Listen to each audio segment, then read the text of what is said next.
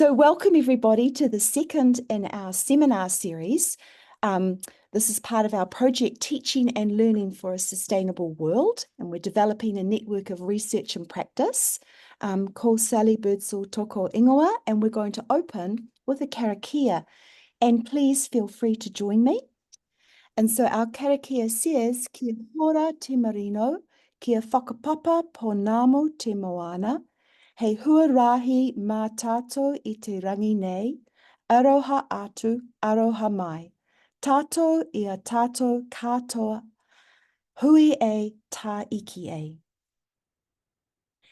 And our agenda today, so once again, I'm going to do a brief overview of our project, and then I'm going to introduce Associate Professor Adenike, and she is from Nigeria, joining us from Nigeria today.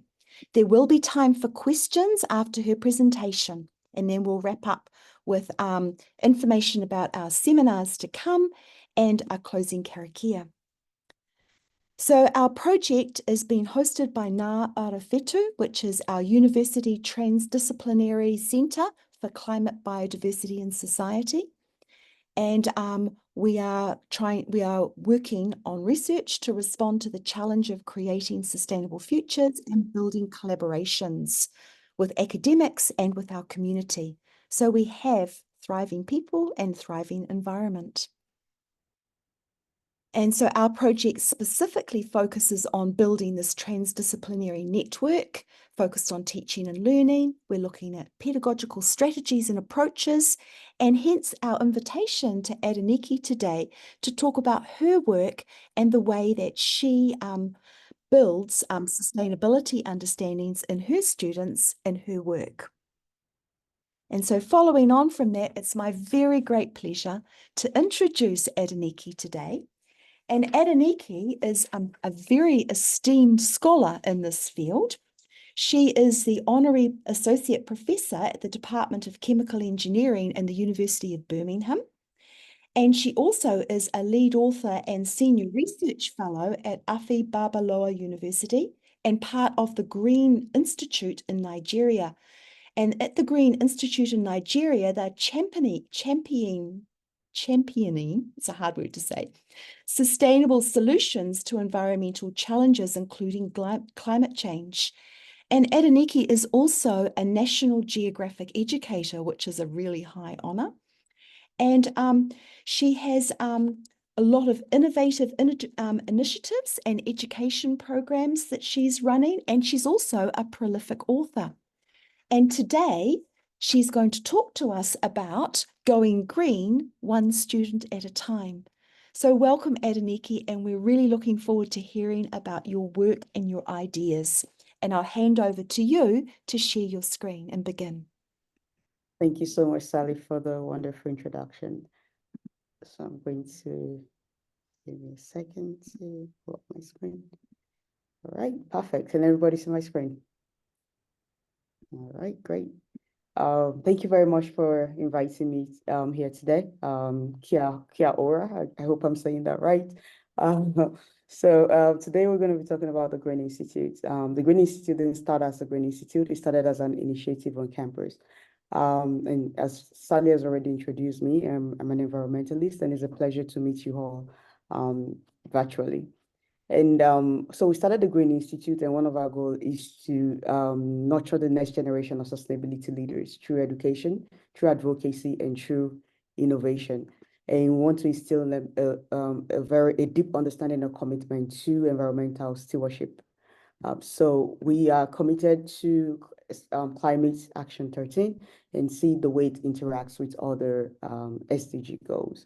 So at the Green Institute, we have 5 pillars. We have education, we have equity, economics, environment, and energy. We've not really done quite a lot of work for now, we're picking it one after the other. So we've done a lot of work in education, and as well as environment, as well as equity. And we've not really done much with energy and economics. So how did this journey start? I did an internship in the United States with the President Clinton Foundation. And after the internship, I went back to Nigeria, and there was something called a day of service that is done by the Clinton Foundation. And the idea is to go back to your home country and start something, start a movement. So I was able to organize a day of action in a rural community in Ondo West local government in Nigeria. And after going to organize a day of action, I decided to take up a role at the College of Education, now a University of Education, at AME Federal Federal University of Education in Ondo State. And while I was teaching my students, and I mean, this is about 10 years back, so that's very, very important because now a lot of people know what green is, a lot of people know what sustainability is, but about 10 years back, especially in rural communities.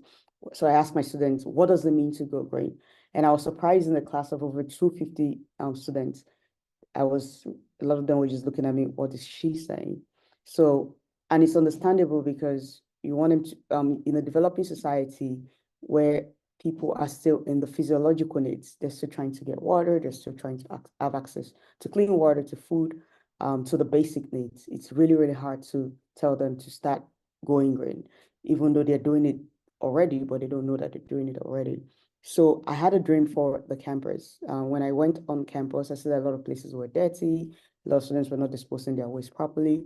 So the dream for me was, how can we make sure that our campus has a very serene environment? How do we ensure that our students are graduating, not just on the theoretical level, but applying whatever they've learned to their communities? How do we ensure that staff and students have a very cordial relationship? And how do we ultimately create a sustainable campus? So step one, 10 years back, we created a book. It's called the Green Book. So I gave it to my students and said, if you don't know what it means to go green, you should read this book. But when they came back to class, I found out that they were just, like kind of like a route learning. They're just memorizing things and just coming back to tell me what I would like to hear. So it wasn't quite practical. So I approached the provost of the College of Education, and I spoke to him. I said, you're a young person. A lot of young people don't know what it means to be green. Can you please, is it possible for you to, instead of coming to coming to the campus with your car, is it possible you bring your bicycle to campus? Which is, in a Nigerian society, this is quite unprecedented. This is not something you see every day, especially when somebody's in a high position. They don't ride bicycle to work. So he said, oh, why not? I'm even going to wear like a green shirt so the students can start asking me what it means to go green. I'm going to become one of your ambassadors. So he started going to campus, riding his bicycle, and then we started expanding to other leaders in schools, student leaders, professors, lecturers, and just plugging in different aspects of their life. For instance, we have a student say, cycling can keep you fit. We have students say, I choose to live green, I be my waste, etc. And students were beginning to ask questions, what does it mean to go green? Then we organized our first seminar series and a day of action. And we have to go to the very, very basic level. And these are some of the slides I showed my students then. I had to explain to them, what the ozone layer is and how some of our anthropogenic activities are depleting the ozone layer. And then I went a step further to ask them that when you think about if you don't know what it means to go green, again, this is about 10 years back. When you think about the word green, what comes to your mind?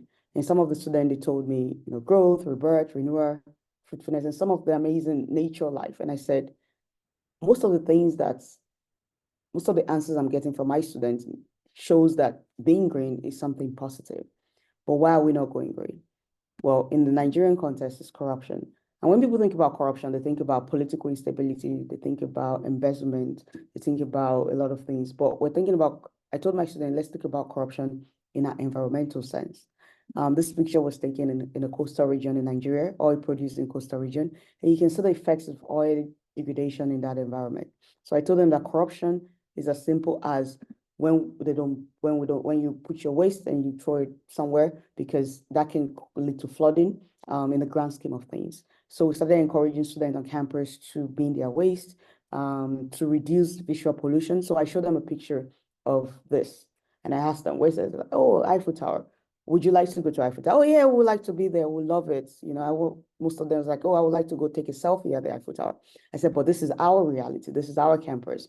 This is clean because they are trying to make the environment clean, but this is what we have in our own community. So that kind of, sparked something in them. And I said, we need to start doing something. So we created an initiative called the Trash for Education. And the idea is to incentivize students binning their waste. So students can bring their waste to the Green Center.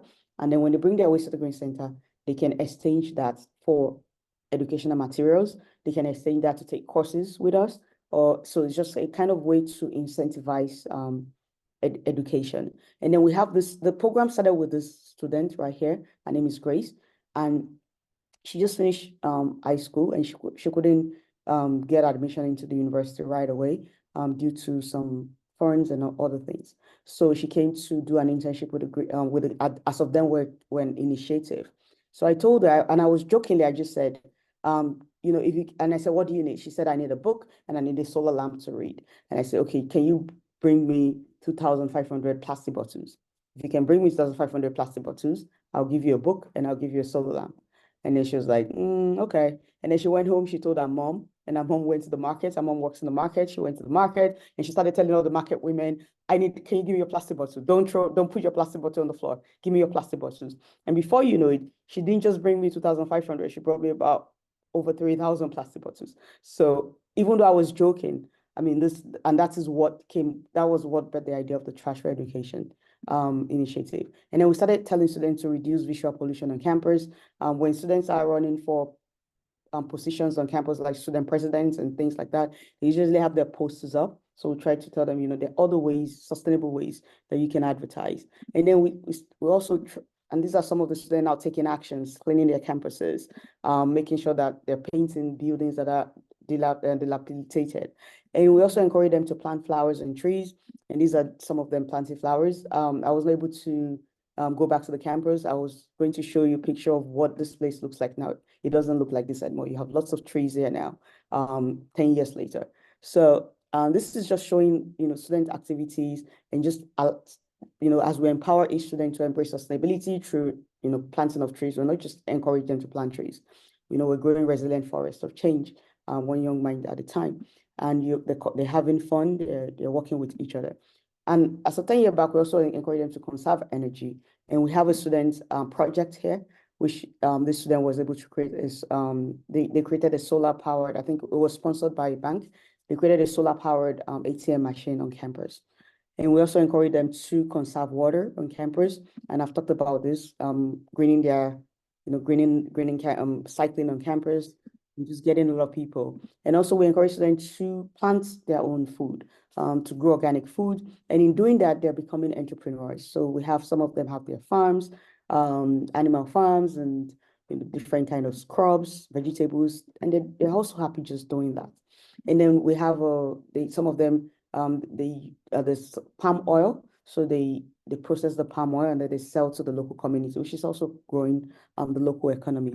And most importantly, we preach that some of the students, they became green ambassadors. So that's at the university level. And now we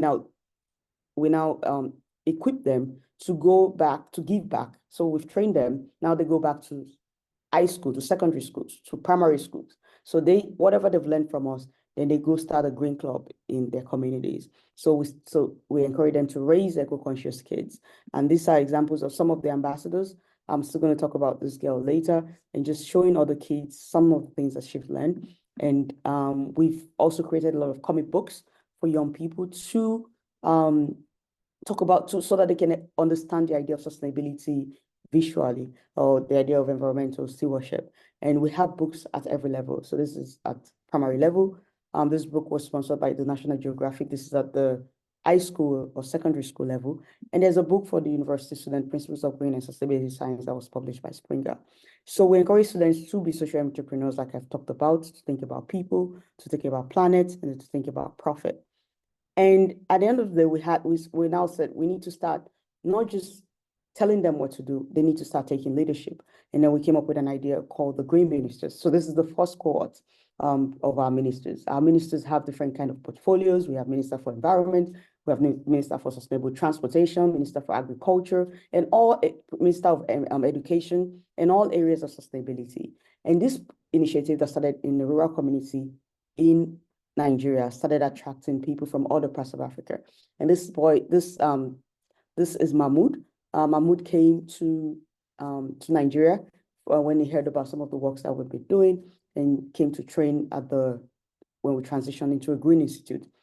Fast forward about 6 years or 7 years later, Mahmoud now works for UNESCO. When Mahmoud came into the program, he wasn't quite sure what he wanted to do. But after the program, he said, I want to get a degree or something. I want to impact. I want to work with groundwater.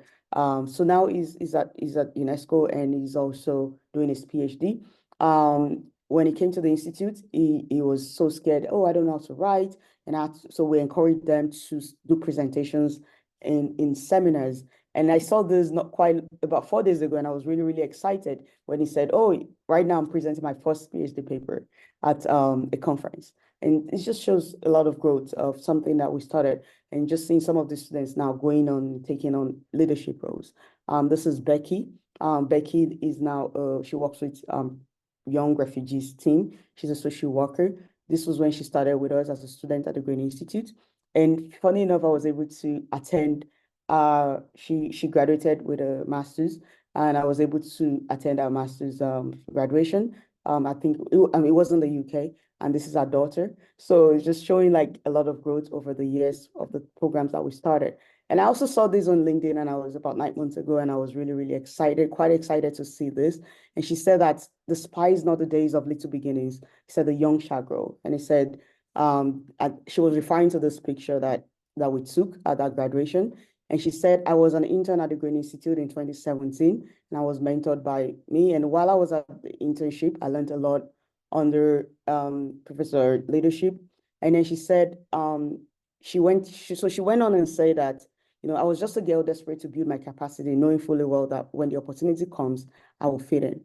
And then she said that I went beyond that. I attended that graduation ceremony, and she just said a lot of things on how now that she has been able to apply whatever she's learned in the Green program into becoming and who she is. So sometimes as teachers, we just need to believe in our students. She, I didn't even know I did all this when she said Prof came for the Children's Day event I organized when I was an intern. She surprised me by coming to my wedding. She shocked me by attending my graduation and having dinner with my family. So I didn't know I was doing all these things. I was just, whenever she tells me she's doing something, I just make sure I'm there. So it's not just okay for us as teachers to teach. It's also, we need to make sure that we're there for some of our students when they need us. And this is Odunayo Aliu. She's also one of the ministers that you saw, and she was one of the girls that was showing someone how to in my previous presentation, in the previous things that I've talked about. She was one of the students that was showing someone how to paint. And now Odunayo has her own school. It's called the Bramble School, and it's an alternative way of learning. The Bramble School is an outdoor school somewhere in Nigeria, where students are learning outside of classroom. They're using things in their local communities to learn. So it's a green school, and I'm so excited about the work that Odunayo is doing right now. She's a social entrepreneur, and she's influenced a lot of people. A lot of young people are graduating from that school, and they're going on to make a big, powerful change in their communities. And now we're spread around different campuses.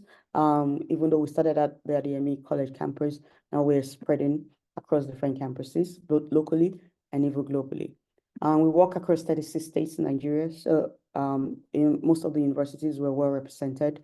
And then we do have something called the Officially Green Pledge, and just getting people, advocating for people to go green from universities to communities in different globally. So wherever I go, even though this project started as something as simple as what does it mean to go green?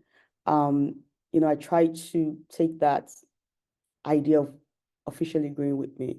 Whether I'm in the local community, I try to work with people, with students across different networks, making sure that I'm integrating myself into that community, and also pushing the idea of sustainability, the idea of green, and just translating that not just in the four walls of a university setting, but translating that into our communities, spending time with people and seeing what do they need, what makes them happy, what makes them thrive, in their various communities. What can we do to help them? And not just communities, but also still continuing to not just now look at the university students, but going back to the basics of high school students, of primary school students, and just still teaching them, working with the National Geographic to develop various curriculums to for our schools and our communities, and also using science to translate some of those things that we've talked about into actions. So not just teaching, but also research. And moving from research now to policy. So right now, currently, I'm working with the United Nations as a lead author, and just seeing some of the things that we've done at the Green Institute, and seeing how does that translate into policy? What are the legal frameworks that needs to be worked on? There's something that we call the Green Pledge. So what I believe is that every student's journey towards sustainability is a vital step towards our collective future. And by going green one student at a time, we're building a world that thrives on renewal and resilience. And at the Green Institute, we have something called the Green Pledge. And I would love all of us to take the green, even though maybe we're already doing all these things, but usually we ask our students to take the Green Pledge to show their commitment towards sustainability. And today I'm inviting all of you to please take the Green Pledge with me. The way we take the Green Pledge is we put our right hands on our chest, hopefully. So if you don't mind, put your right hand on your chest, and then you say after me. So when I say my name is Adenike, you can say, please don't say my name, say your name. So my name is Adenike. Okay. I will never drop that waste on the floor. I will never drop that waste. That waste on the floor. I will eat and drink moderately. I will eat and drink moderately. Because I know some people do not have access to food and water. Because I know some people do not have access to food and water. I will always switch off my appliances when not in use. I will always switch off my appliances when not in use. I will travel sustainably. I will travel sustainably. I will tell others about the green movement. I will tell others about the green movement. And above all, pledge to be green. I pledge to be green. Thank you very much for having me today. Let's go green, and I'll be willing to take questions at this time.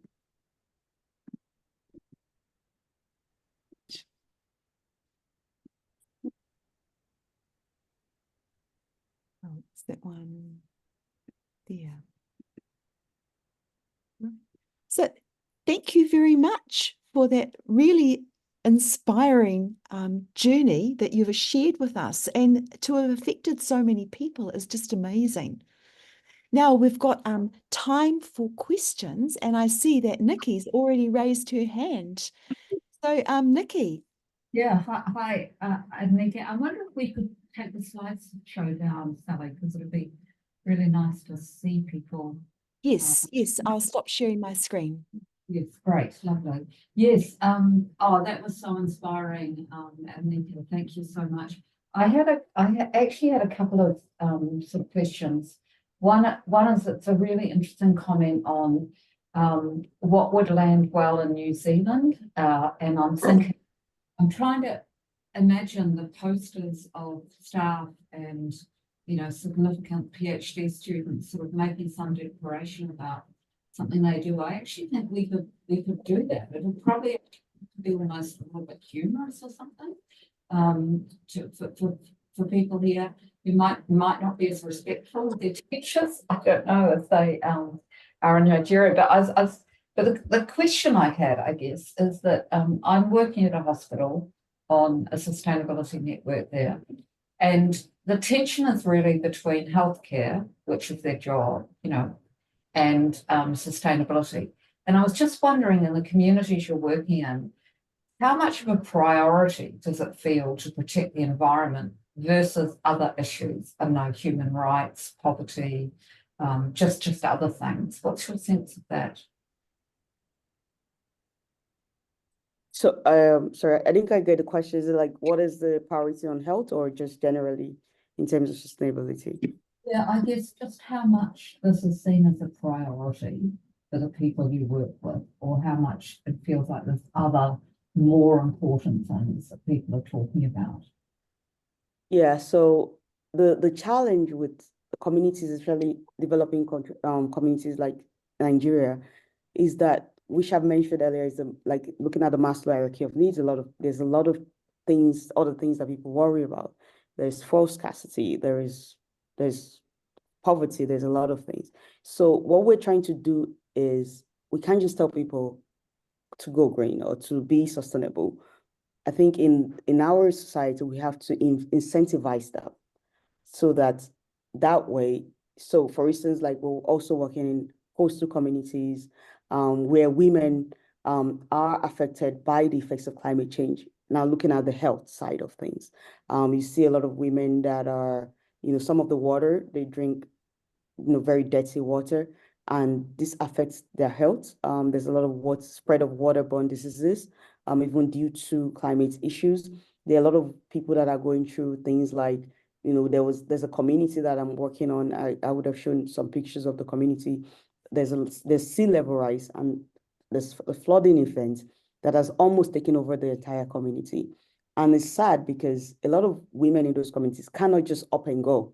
The men, it's easy for them to leave, but the women are with children. So sometimes they end up staying and they're getting burnt. There are a lot of young girls that have been victims of gender-based violence just by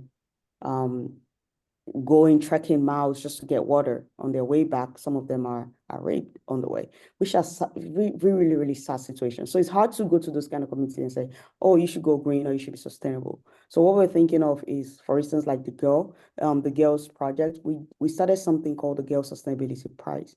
And what we're doing with those girls is we're giving them education. And not just education, but education that they are familiar with. So we're not saying, oh, you have to be a doctor, or you have to be, if you want to be on any of those things, that's great. But most of these girls, they're already familiar with a coastal environment. So we're not saying, there are a lot of opportunities, like marine biology, for instance. There are a lot of opportunities around the things that you're already doing, that it comes natural to them. So we started a Girl Sustainability Prize. So we give them, we educate them, we sponsor their education. And then from there, some of them leave the community to other communities to get more education. But one of the things that we usually tell them is, don't forget where you come from. So even when you end up getting the education and you travel abroad and you get all the PhDs or the masters, please come back to your community and pay it forward. So if you don't incentivize people, it's really, really hard for them to think about sustainability. The women, we're telling them that some of them are saying, because of the climate change, the fishing activities in the coastal communities is reducing because they're affected by that. So it's affecting the economic activities. Now, although that program is not really strengthened yet, but we're also trying to work with other people to see what are alternative source of income that these women can have. There's lots of water in the environment. Can they start thinking about hydroponics, for instance? Can they start thinking about climate smart agriculture?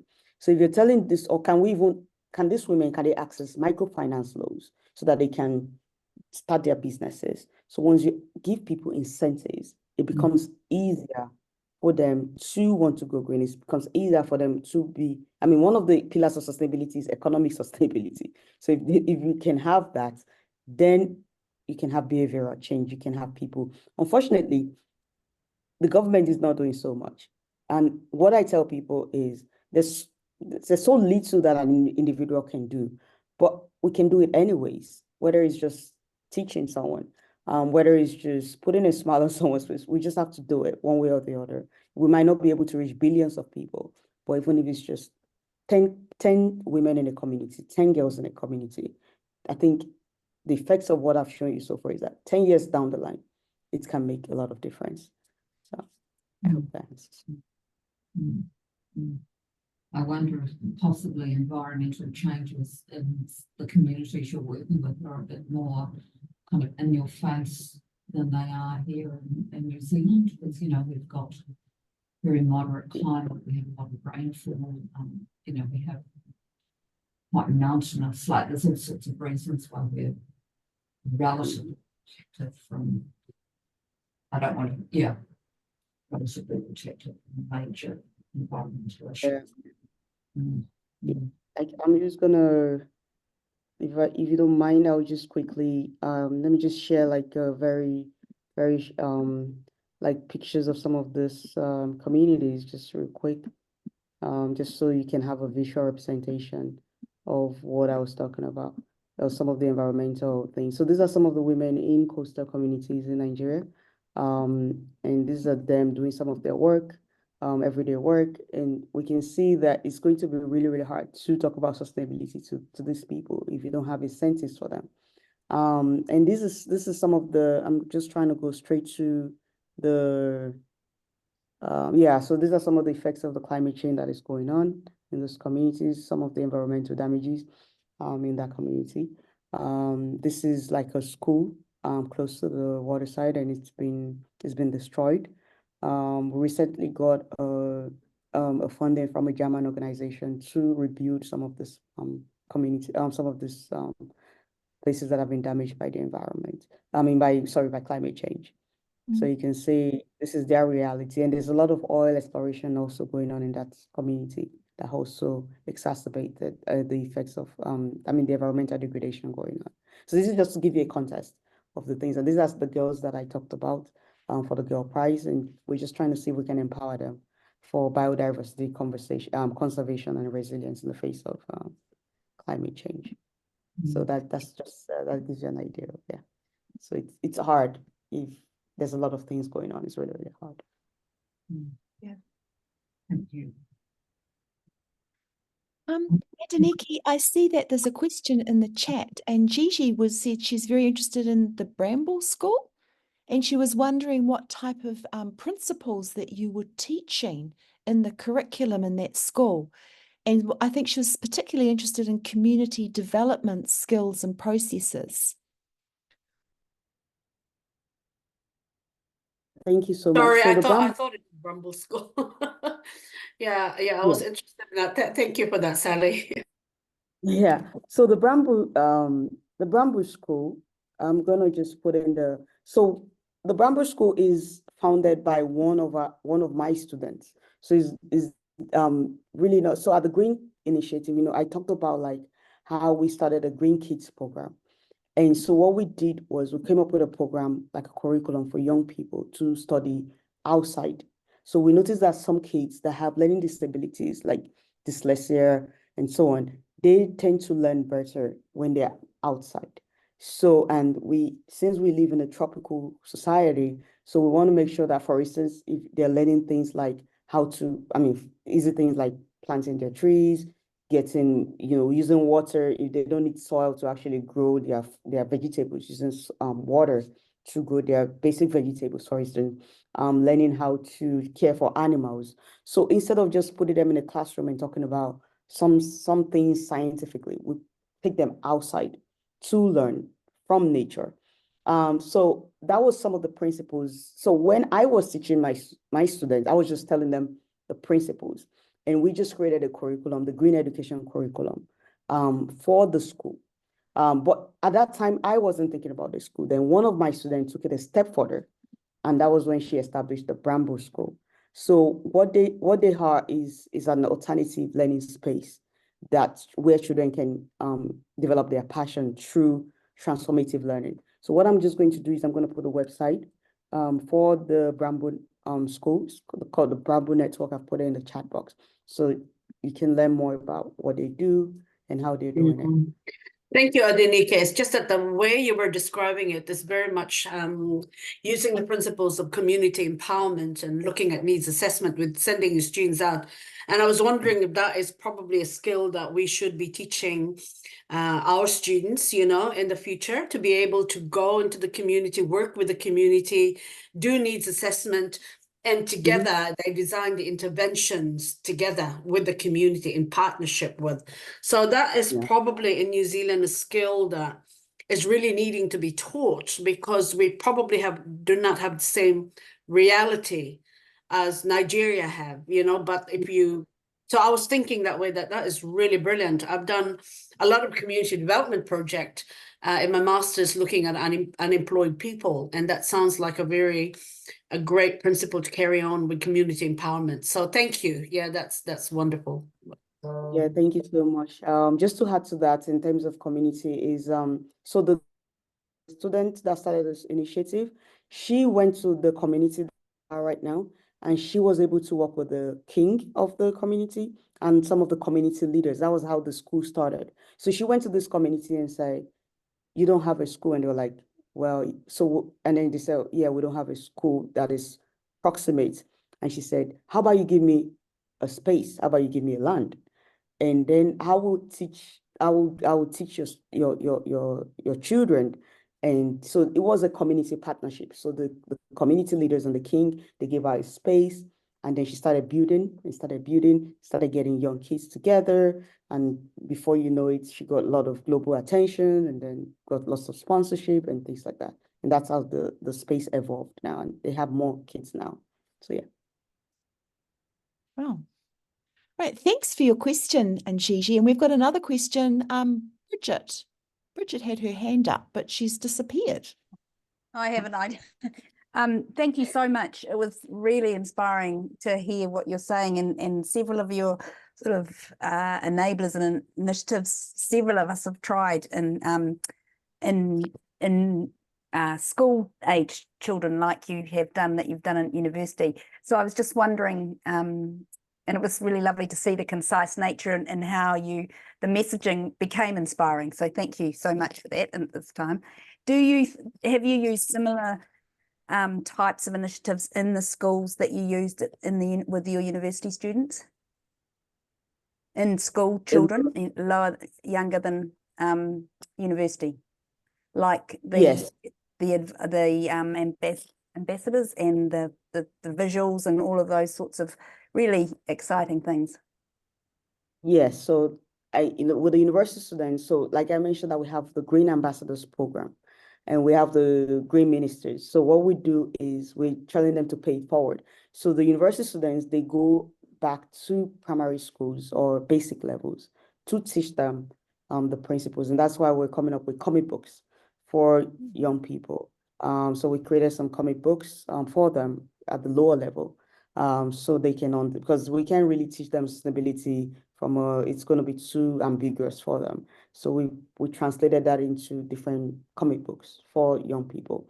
And we have like yesterday, World Environment Day, we had like some of our young kids, they were outside, they were planting trees. Some of them were just not even doing anything. They were just outside playing and running around and singing and doing a lot of amazing stuff.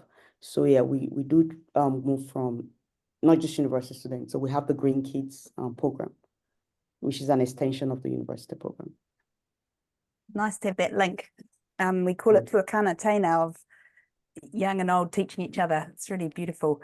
And just really quickly to follow up on Nikki's point around sort of all of the interdependence of some of those other issues facing your students, is a lot of that teaching done through the curriculum or in that one-on-one sort of community discussion to make those links?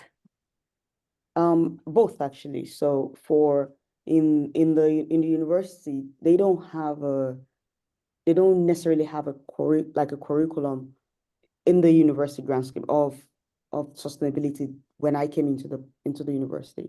So what I'm doing with my courses is, like, whenever I teach a course, I usually embed a sustainability aspect to it. So then some other lecturers, some other university professors started also doing the same thing.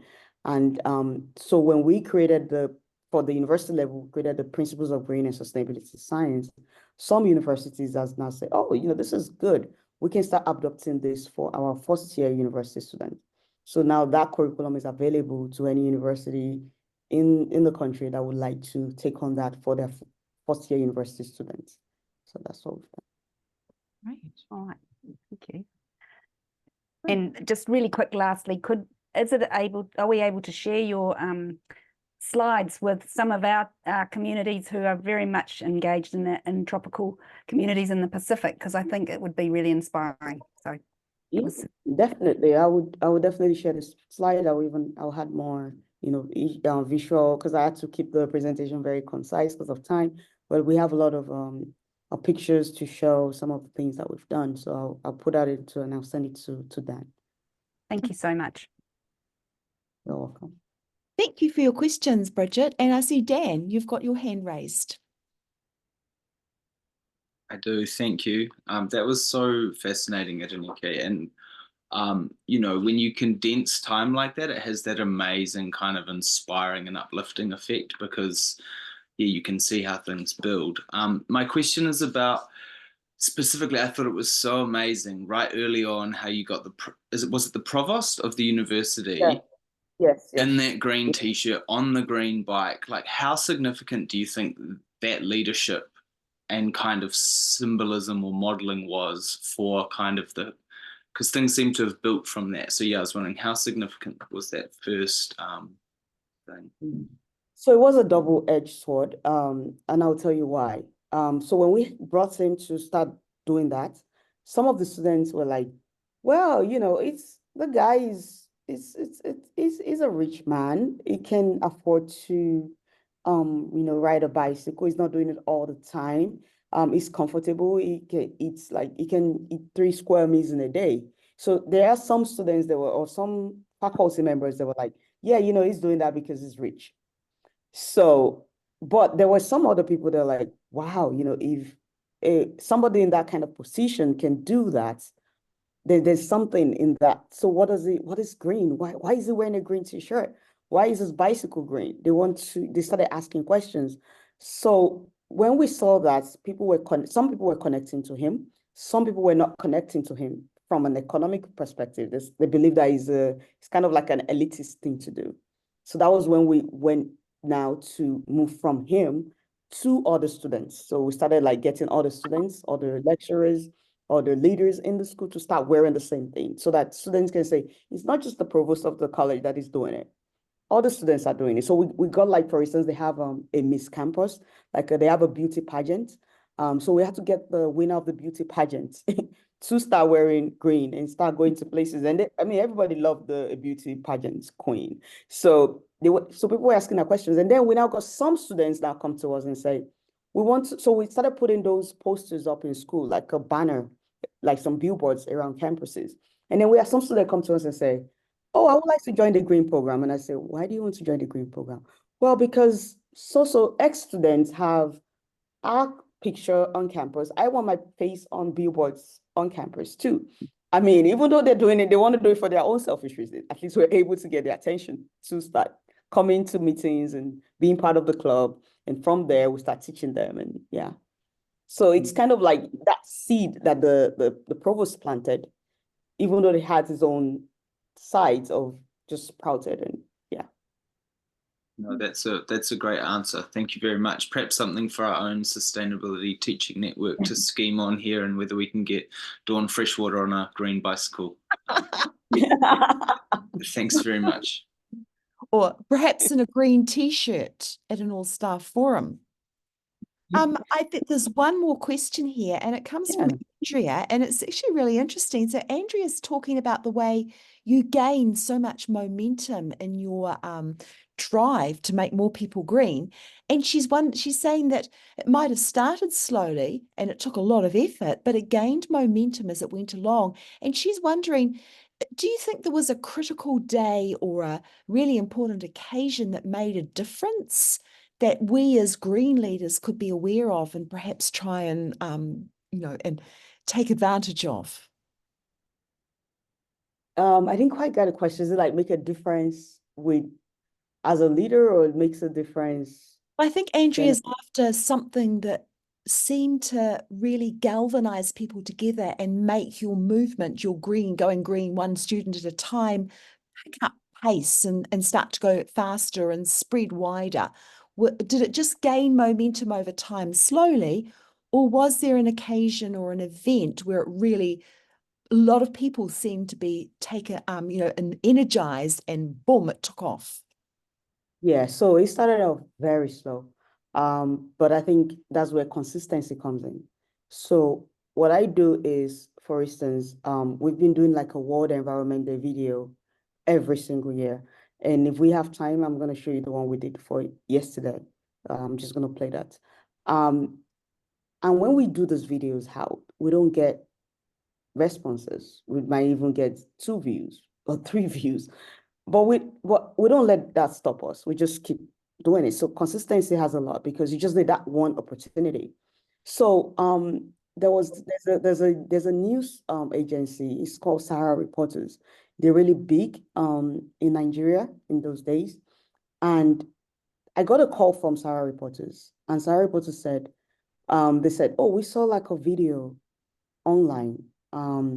We heard about this green project going on in this rural community, and we would like to, feature you guys on our news and our website. And then I said, oh, sure, why not? And they gave us a time. They came on campus, and I was expecting them to just send like a reporter, but they end up sending the founder of Sahara Reporters for giving it a contest. The founder of Sahara Reporters was a presidential candidate. His name is Shore. He was a very popular political activist in the country. So he came down himself, but he didn't tell us it was coming, maybe for security reasons. He told us it was just sending a reporter. And the next thing we just saw this guy walking on campus, and it was like, oh, wow, a presidential candidate came on campus. And he's like, I saw the video that you guys did on something so inspiring. And I just want to make sure that people hear your message. And for us, that was the moment, because he did the interview and then he left, and we just went back to our normal life. And the next thing, I just started getting a lot of calls, a lot of text messages. Oh, Adenike, we just saw you on Sahara Reporters. Oh my God, wow, what's this project about? Oh, can I come into the project? And a lot of people just started sending us a lot of messages. And before you know, we have some international media just coming in. And so, but what I'm just trying to say is sometimes when you do stuff, it might start out very, very slow, but we just have to keep being consistent with the message, because at the end of the day, you're not doing it for the attention. You're doing it because it's something you're passionate about. So what I tell people is I do it anyways. If I just have to go to my class and I just put sustainability into a lesson, whether the students hear what I say or not, it's fine. But if one student hear it, that student can be the change, the momentum that we need. And so some of the students that I've shown you some of their testimonials have shown that that's what you need, just the one opportunity. And even when some of like the founder of Bamboo Network and other initiatives, when they go around, they still talk about green. They still say, oh, this is where we started. This is how we started with this idea. So yeah, I think consistency is very, very important. And yeah, so if you don't get just keep doing it. Although sometimes it's not easy. Sometimes you might want to quit. There are times I've done that. And I'm just like, yeah, I'm just doing this. I don't even know what it means. Sometimes some people would make you feel like, what are you doing? And I've experienced those moments. There was some faculty members who say, oh, why are they doing this? Why are they just trying to show that they're better than all of us? Even though that's not what you're trying to do. So you get discouraged and you're like, I'm just trying to do something, but why are you guys taking it out of context? So, but it's fine. It's okay to take a break. If it's not working for you, it's okay to take a break. And it's okay to also come back to it when you feel like you're ready to go. So if you don't mind, I don't know if there are any more questions, but I wanted to just quickly share the video. We have lots of videos for the World Environment Day, but this is what we did this year. We've been doing this video consistently for like the past few years. And this was for yesterday, the theme was Generation Restoration for World Environment Day. And I was able to get like kids from not university, but from high school, from secondary school to join me on this video. These are some of my students from a secondary school level to join me. So I'm just going to show you that video real quick. Can everyone see my screen? Yes. Yep. All right.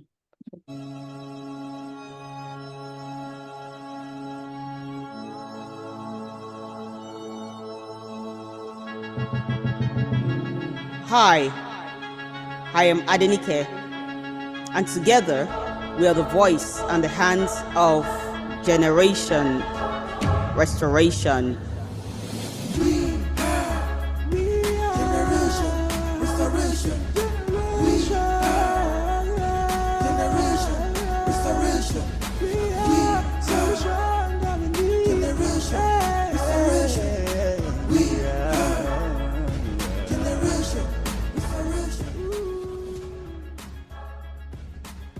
15 billion trees fall each year. Can you believe it? Look around. See the litter, the barren fields, the dry streams. Our earth is speaking, and it's time we listen. It's on us to heal these wounds, to start the mend, because the world we love depends on the care we lend.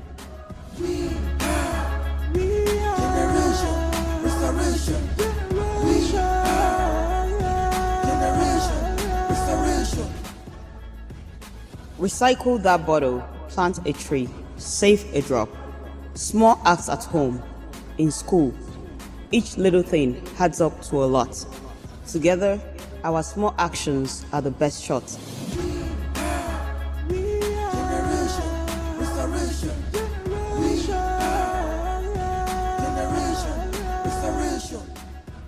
Let us unite, each of us a part of this earth. From your street to mine, let's give it a rebirth.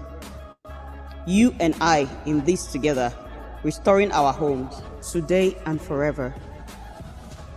We are the change, the now, the how. We are generation restoration starting now. Every seed planted, every piece of trash picked up, each one of us makes a difference. Join me, be the heartbeat of restoration. Because together, we're not just a generation, we are the solution.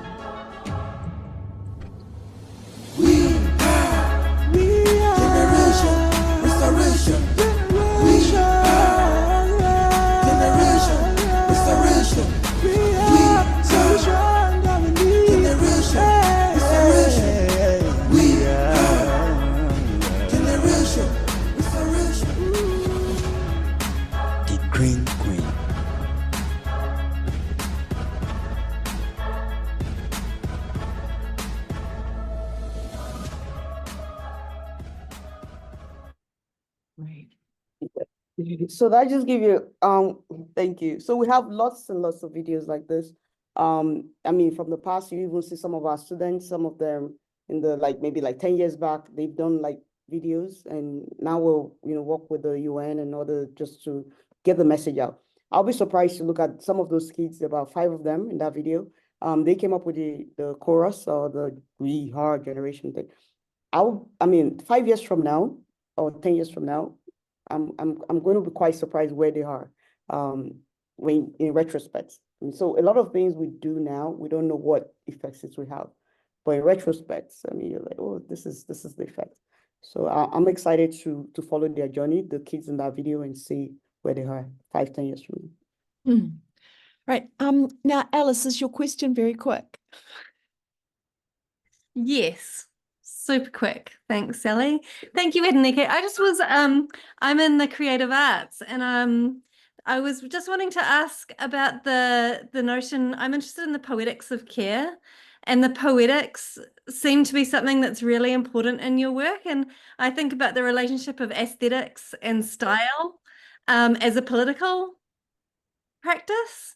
So everything from the choice of the matching colors so that you get a sense of unity. I was wondering if you could comment a little bit around aesthetics, style, and the way that things are said, the language that you use, the role of the arts in communicating your work and creating community. Yeah, very good question. So I think to go back to one of the questions, was that one of the things that makes this project gain some momentum, especially in our country, is the use of arts. I think arts has been, even I'm a scientist, but I noticed that most of us scientists, we tend to communicate in technical terms. So initially, when we started this initiative, we usually tell people about the ozone layer and the climate change and all the science of it, and they can't connect to that. So those are some of the challenges we had. So we're now like, okay, we need to start connecting people on a personal level. So we've been able to use lots of videos. Even my style of hairstyle is intentional. And the reason is that in Nigerian societies, a little bit conservative. And when I come into a room with my hairstyle, it's like, oh yeah, so who's this person? And already you're already getting the attention. So it's also intentional. And the choice of colors, green and white, green is kind of like a renewer. White gives you that kind of purity and something refreshing. So everything is, even though it's not like, I won't say it's part of, I think it's intentional. It's intentional. The colors, the choice, the messaging, even the logos, it's been consistent. And, like we have a statement called the officially green. So I am so, I'm officially green. We have the green pledge, for instance. So everything has been consistent. So we use we've done spoken words. We do comic books, for instance, which is Still Hearts. We've done videos.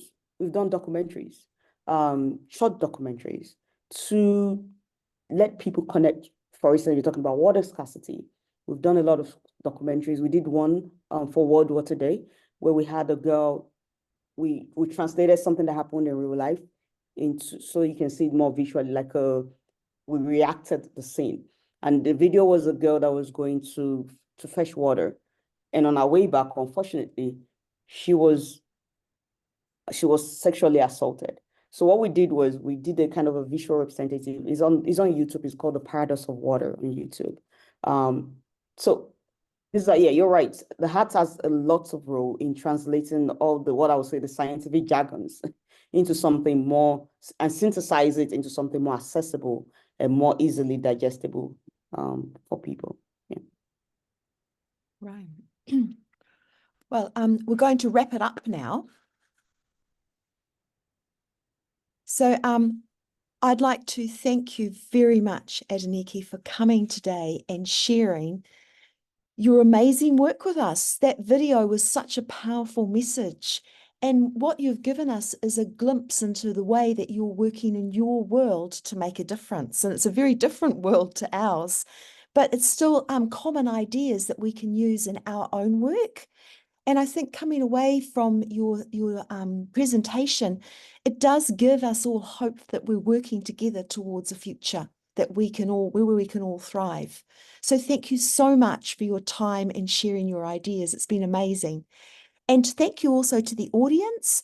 We're organising a repository for these recordings to be available, so you'll be able to revisit Adenike's presentation.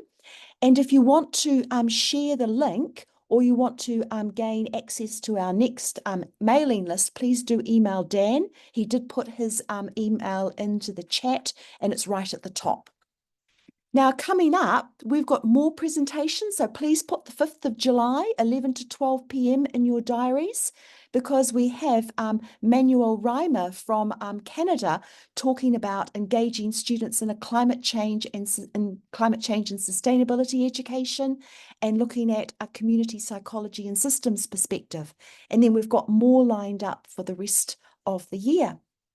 Now, I'd like to close with a karakia. Please join me. It says, kia mutu a tamato mahi, mo tēnei wā, mana akitia mai mātou katoa, o mātou hoa, o mātou whānau, ai ki te aorangi. Thank you, everybody, for joining us, and thank you especially to Adenike for your time. Go well, everyone. Thank you.